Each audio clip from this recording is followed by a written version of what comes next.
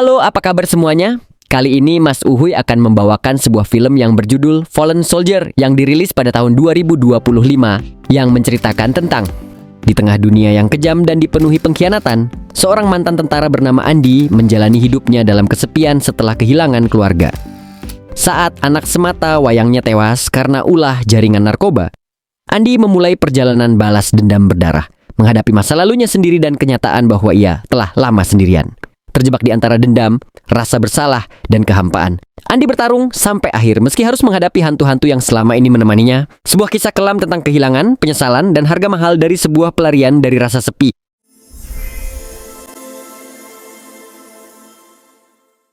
Diawali dengan memperlihatkan sebuah aksi bongkar barang haram, tepat di pabriknya sendiri. Namun, ketika sedang asik bongkar-bongkar, tiba-tiba... Ta-da! Oh, what's the Olga? Oh, here we go.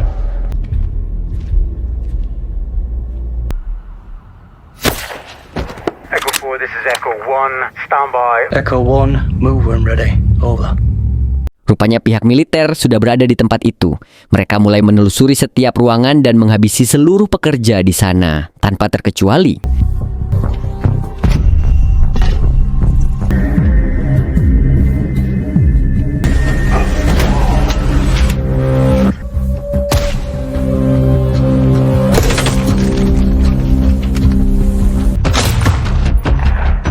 Echo, you're clear on green 1. Over.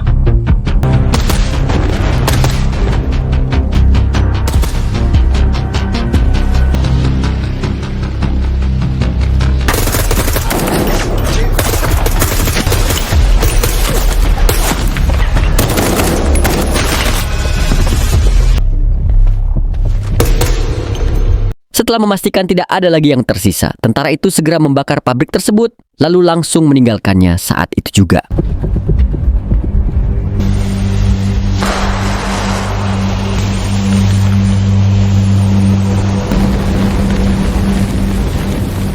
Dan kisah akan berfokus pada seorang bapak-bapak tua bernama Andy yang hidup sebatang kara tanpa ada seorang pun keluarga atau kerabat yang ia punya. Namun, meski begitu, Andy masih hidup sampai sekarang.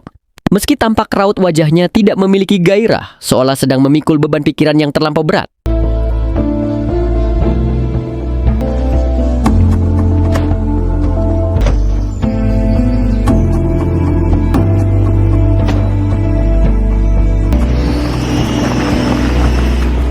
Entah karena banyak pikiran atau apa, ketika dia sedang bekerja, Andy malah melayani seorang pelanggan sambil melamun, sehingga sahabat sepekerjaannya menyarankan Andy untuk beristirahat saja terlebih dahulu. Andy, you okay, mate? You seem a bit distracted today, that's all. Tak lama kemudian, datanglah manajer tempat Andy bekerja, di mana kedatangannya ke sana adalah untuk memarahi Andy yang memecat seorang pegawai dengan kasar. We've had a complaint from Nathan's parents. The kid you fired last week. Benny thought that this would be better coming from us. Last chance. Demi meringankan bebannya, itulah Andy pergi menemui seorang psikiater untuk curhat terkait beban yang dipikulnya selama ini.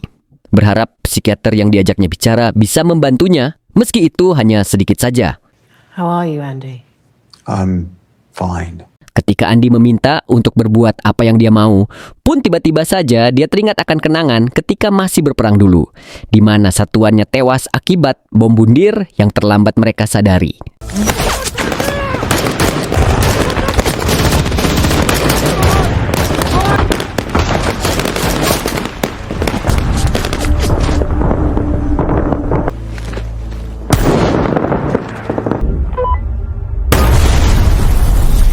What do you think happens after? What's left is their empty eyes staring right through you. I'm afraid of not living life. Sementara itu, di rumah, ketika Andy masih di medan tempur, terlihat anaknya yang sudah beranjak remaja, bernama Rachel, sedang bersitegang dengan ibunya ketika dia tidak diizinkan untuk pergi bermain. Bukan apa-apa, si ibu sangat khawatir jika terjadi apa-apa dengan anaknya dan tak ingin ditinggal pergi seperti ayahnya yang meninggalkan mereka dan tak pernah pulang dari medan laga. Sorry. Just be safe. Promise me. Rupanya, Rachel pergi dengan pacarnya bernama Cassius yang baru saja mereka bertemu. Cassius langsung meminta izin untuk pergi besok dalam rangka urusan pekerjaan dan berjanji jika hari ini mereka akan berpesta sebelum hari keberangkatannya. They need me to go away for a couple weeks up north. How many more trips is it gonna take? A couple more jobs and then we're set. Sebelum berpesta, Cassius terlebih dahulu mengajak Rachel pergi ke tempat temannya untuk mengambil barang yang ternyata Cassius ini adalah seorang kurir barang haram, sekaligus anak dari gembong yang paling besar di kota tersebut. What if you get pulled by the police? Rachel awalnya sempat komplain terkait barang yang mereka bawa, karena dia pikir mereka hanya akan melinting saja tanpa harus menghirup bubuk haram. Di mana Cassius yang tahu jika Rachel adalah wanita baik, menjelaskan jika mereka tidak akan menyentuhnya, karena barang itu bukan untuk mereka, melainkan hanya untuk kenalan mereka saja. Singkat cerita, saat Cassius dan Rachel pesta, mereka tampak menikmati pesta anak muda itu seolah tidak memiliki beban pikiran dalam hidupnya. Hingga tak lama, Cassius terpaksa harus meninggalkan Rachel karena dia harus bertugas bersama sang kakak yang sudah menunggunya di luar gedung. Karena bingung harus ngapain, Rexplore rumah tempatnya berpesta. Dan ketika melihat salah satu pintu kamar melengeh, ia lantas mengintip isi kamar yang di dalamnya terdapat 2 orang wanita sedang mempersiapkan bubuk haram untuk segera mereka hirup. No way, that shit's addictive. Fucking crackheads. Beberapa kali Rachel menolak tawaran para pecandu itu, yang pada akhirnya menerima setelah mereka mengolok Rachel sebagai anak yang terlalu baik, sehingga Rachel yang ingin dianggap dewasa dan Baragaju pun mencoba menghirup sedikit, yang malah berakhir seperti ini.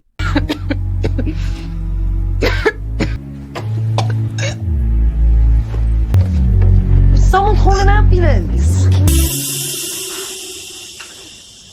Pada akhirnya, Rachel dinyatakan meninggal akibat overdosis, dan tepat di hari pemakamannya, Andy pun pulang untuk mengantarkan sang anak pada peristirahatan terakhirnya.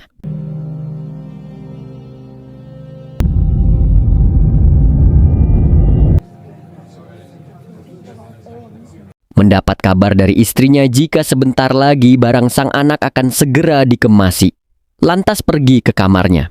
Karena siapa tahu ada beberapa barang yang ingin dia simpan sebagai kenang-kenangan.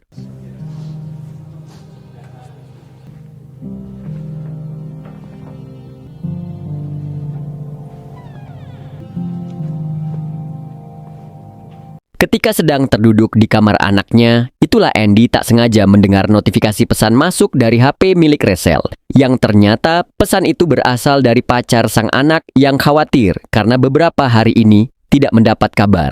Dan entah setan apa yang merasuki Andy, hanya dengan beberapa pesan itu, ia memutuskan untuk mencari pacar sang anak yang dia yakini ikut terlibat dalam kasus kematiannya.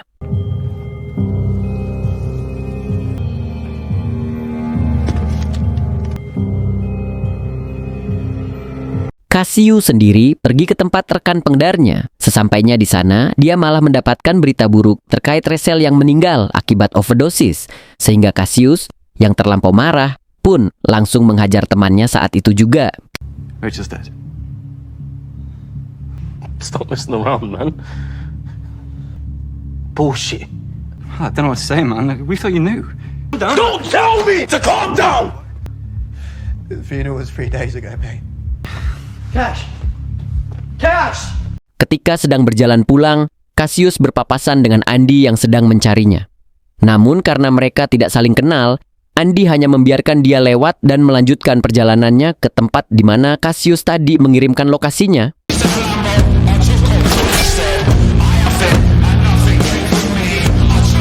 Sesampainya di lokasi tujuan, yang ternyata adalah pabrik barang haram sekaligus tempat begituan, Andy langsung menghabisi orang-orang yang ada di sana tanpa bertanya, apalagi menjelaskan tujuannya.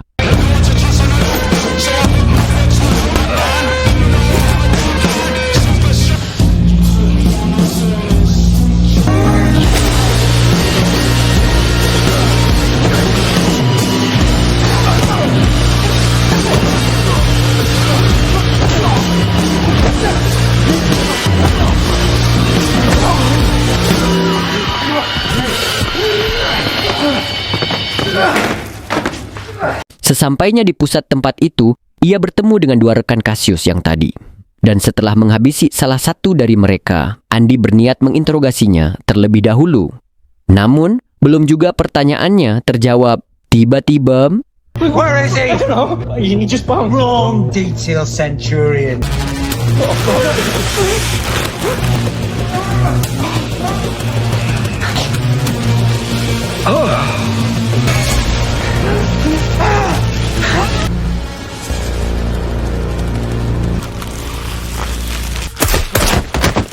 di perjalanan pulang, Martin mempertanyakan terkait apa yang terjadi kepada Andy sampai dia melakukan aksi gila seorang diri, memintanya segera berhenti mengingat usia mantan bosnya itu sudah tidak mudah lagi. Karena menurutnya, hal itu sama saja dengan bundir meski dengan cara yang berbeda.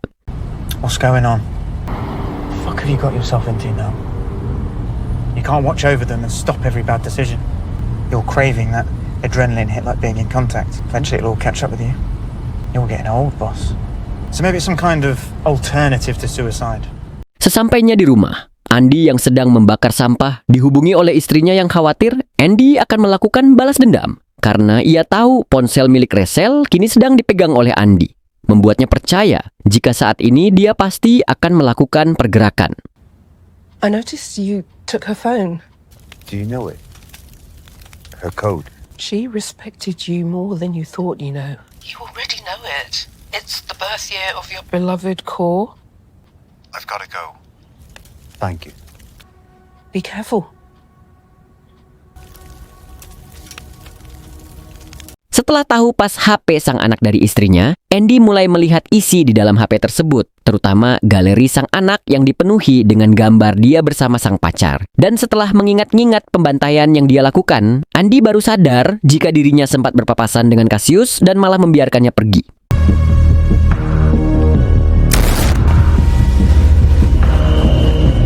Cassius sendiri saat ini sedang jajan kebab di salah satu tempat kesukaannya. Dan ketika dia sedang melamun, tiba-tiba saja datang 3 orang pemuda menyebalkan yang mengganggu lamunannya.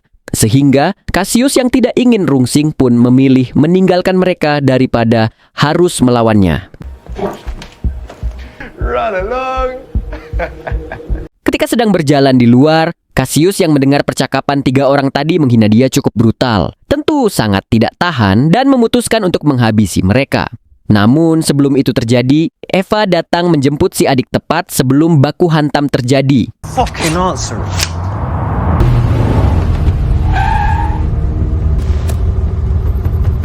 Get in the car. Now get in the fucking car.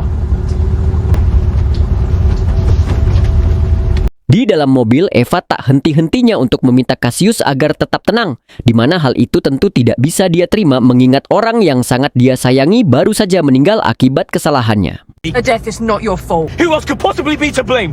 It's not your fault. She's not the only one. Eva menjelaskan jika alasan kematian Rachel bukanlah overdosis, melainkan keracunan akibat barang yang dia konsumsi sudah dicampur sesuatu oleh orang tak bertanggung jawab, di mana hal itu pasti dilakukan oleh beberapa pihak yang sangat menginginkan kehancuran bisnis ayah mereka. Someone's making a play. Setelah membersihkan diri, Andy pergi menemui beberapa mantan pasukannya di sebuah kafe. Ada bapak botak bernama Harper, pria berkumis bernama Stranger, dan satu lagi yang tidak ada di tempat itu adalah Martin untuk saling bercerita terkait masa lalu ketika mereka masih berada di medan perang. I remember his first patrol in Afghan.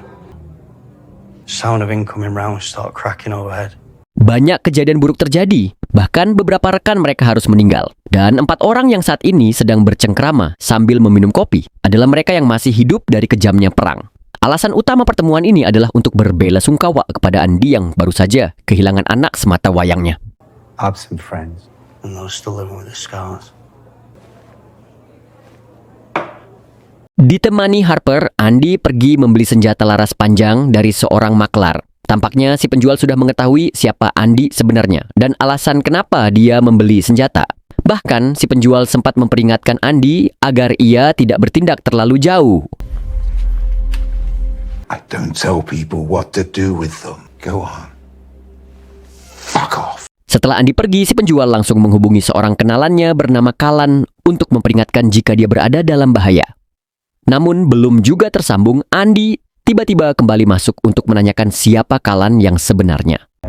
Is Callan. stop! I tell you!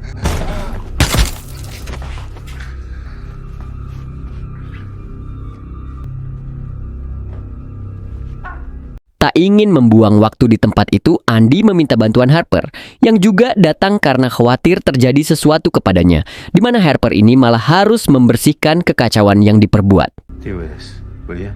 Kembali pada Cassius. Saat itu ia bertugas untuk mengawasi di dalam mobil, sedangkan Eva akan melakukan transaksi seorang diri. Namun, entah apa yang terjadi, seseorang tiba-tiba saja datang dengan membawa senjata dan melakukan tembakan beberapa kali. Sehingga Cassius yang takut Eva kenapa-kenapa langsung menyusulnya saat itu juga.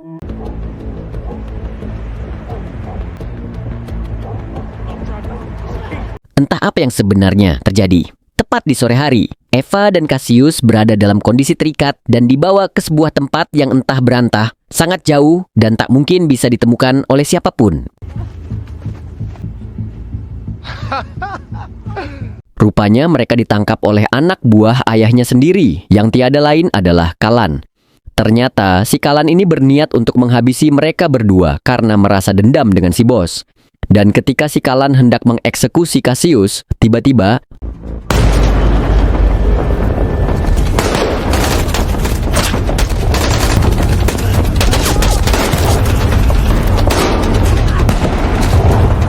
di tengah kekacauan itu, Cassius berhasil melarikan diri. Andy yang melihat hal itu tentu berusaha untuk mengejarnya. Namun karena Cassius memakai kendaraan, tentu ia lebih cepat, sehingga Andy harus kehilangan Cassius untuk yang kedua kalinya.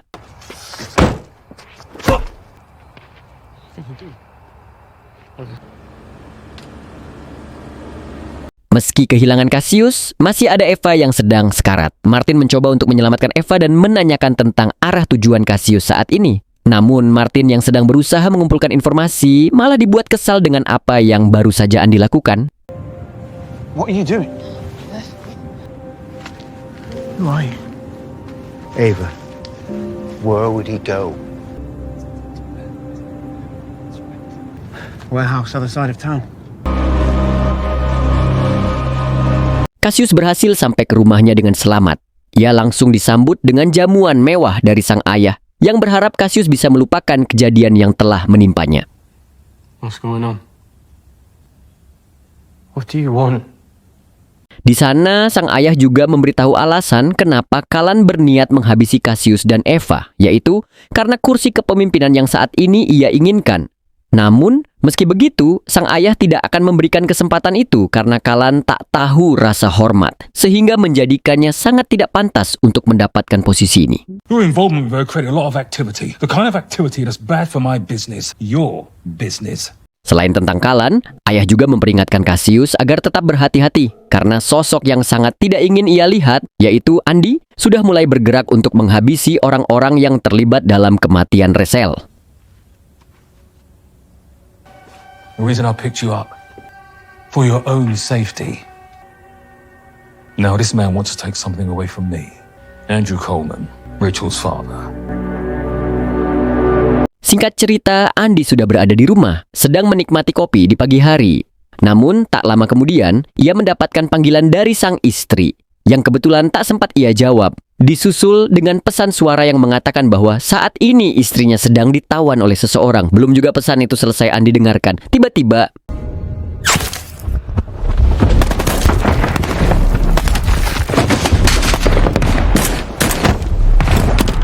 beruntung, Harper dan kawan-kawan berhasil datang tepat waktu menyelamatkan Andy, sehingga mereka langsung pergi dari sana dengan beberapa anak buah kiriman ayah Cassius yang masih mengejar mereka.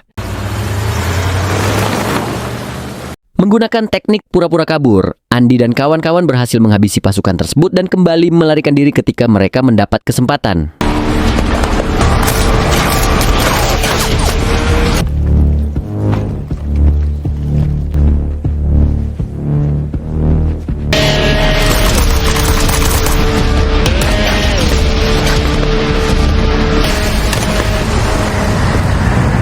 Tepat di sebuah kompleks bangunan terbengkalai, Andy dan kawan-kawan rupanya sudah ditunggu di tempat itu oleh pasukan yang lain. Sehingga Andy dan kawan-kawan langsung memasuki salah satu gedung agar mereka bisa menembaki musuh dari atas.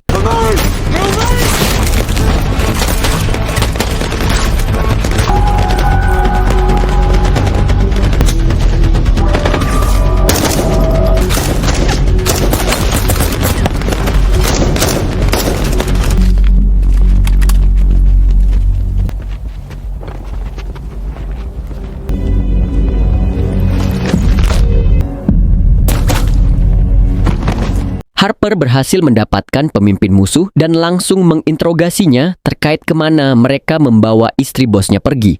Namun, karena si pimpinan tidak tahu apa yang mereka bicarakan, Harper pun tak punya pilihan lain selain menghabisinya saat itu juga. Look, I'll tell you. I'm listening. Si ayah yang mendapat kabar dari pengawalnya terkait pasukan mereka yang sudah habis oleh Andy pun lantas memerintahkan anaknya untuk menaiki mobil. Karena si ayah tahu jika sebentar lagi Andy akan segera sampai ke rumah mereka.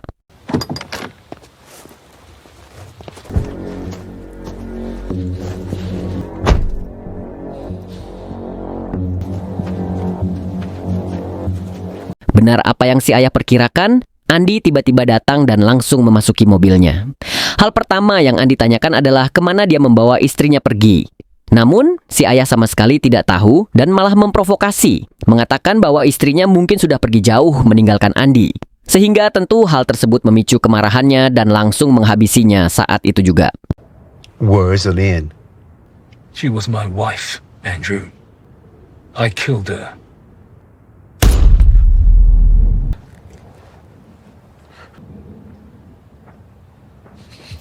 Setelah mengeksekusinya, Andy segera pergi meninggalkan tempat itu, meninggalkan Cassius yang berada di mobil lain. Di sana, Andy lantas menanyakan kepada Martin apakah membiarkannya hidup adalah keputusan yang benar. Done? Yeah, we're done. Beberapa hari kemudian, setelah menjalankan misi, Andy dan kawan-kawan kembali berkumpul untuk sekadar merayakan keberhasilan mereka. Namun, di tengah perayaan itu, tiba-tiba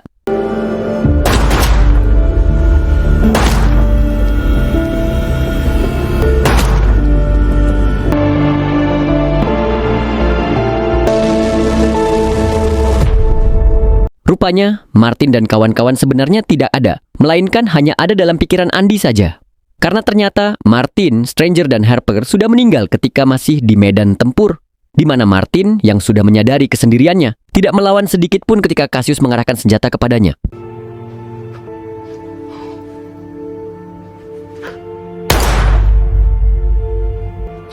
Sorry.